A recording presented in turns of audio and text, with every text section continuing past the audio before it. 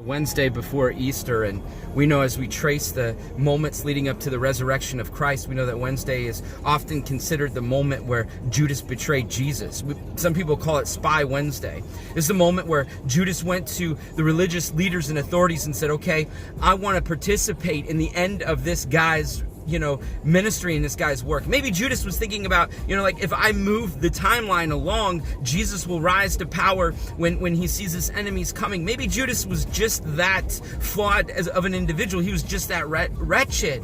I mean, like, for him to be a part of the 12, you had to have some redeeming qualities. Some of us look at him as like he's a snake, or like he's sly and evil. And he was sly and evil, and he was a snake at one moment, but there had to have been some redeeming qualities about him that made him be able to be a part of the 12.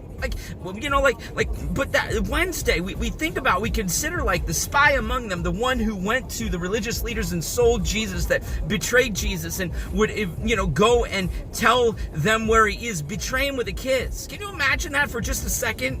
Imagine that for just a second. Now, I don't want you looking in all different places to find out what people are saying or to be kind of like paranoid, but there are some people in our life that are standing behind closed doors, looking for ways to betray us, looking for ways to tear us down, looking for ways to hurt us. Some of us are, some people are behind closed minds, the closed doors of their minds, and they're contemplating, they're thinking, they're dwelling on, like, I don't like that person. I don't like what they stand for. I don't like what they're doing. I don't like them at all. In fact, I detest them.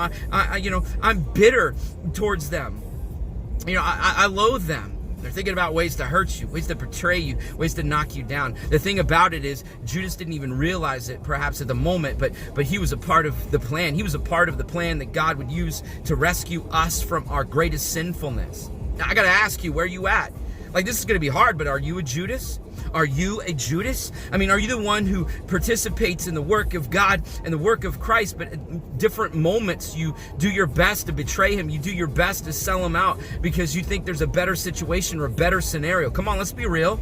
How many of you guys are Judas towards your peers? How many of you guys are Judas towards your family, your friends? Like, how many of you are Judas to those around you? Like, you're behind a closed door, you're behind a closed mind, and you're thinking, okay, this person, man, they affected me, and I don't like them, and I don't like what they're doing, and they're too great, and they're too wonderful. Let me think of a way, maybe a subtle way that I can betray them to make them feel down, like how can I humble them? And we take upon ourselves this idea that it's necessary because they look at themselves too highly, or they think themselves too highly, or they think themselves too important. Like, where you at? Where you at? Like, you got to ask yourself. Like, honestly, some of us don't see ourselves in the sandals of Judas, but some of us, man, we know the sandal fits.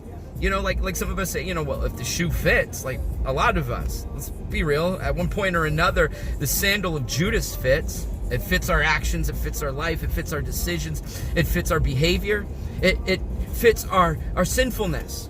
And so, like, reflect on it, think about it, dwell on it for just a minute, like, concentrate. Don't go, don't go running around thinking, okay, someone's going to hurt me, someone's going to betray me, somebody's going to do something awful or negative or harmful to me. Like, but think about it.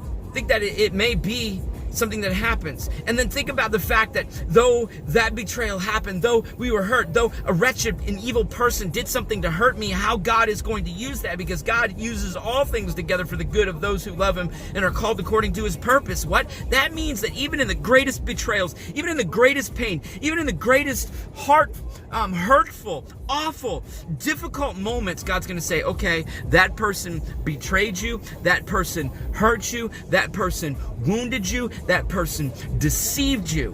When you weren't ready, man, they came up to you and they kissed you, the kiss of betrayal. The kiss of betrayal. Like, you got to look back and you're like, okay, betrayal has happened.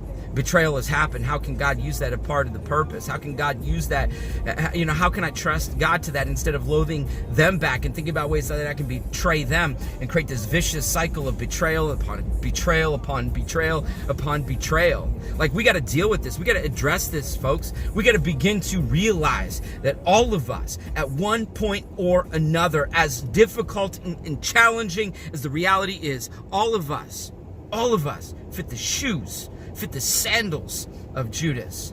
Man, look at your heart, look at your mind, look about your thoughts, look about your spirituality, look at your soul, and say, okay, I'm going to deal with this, I'm going to address this, I'm going to make a plan and a purpose to not be drawn in by it. I love you guys, I love you. Jesus loves you more. Jesus loves you more.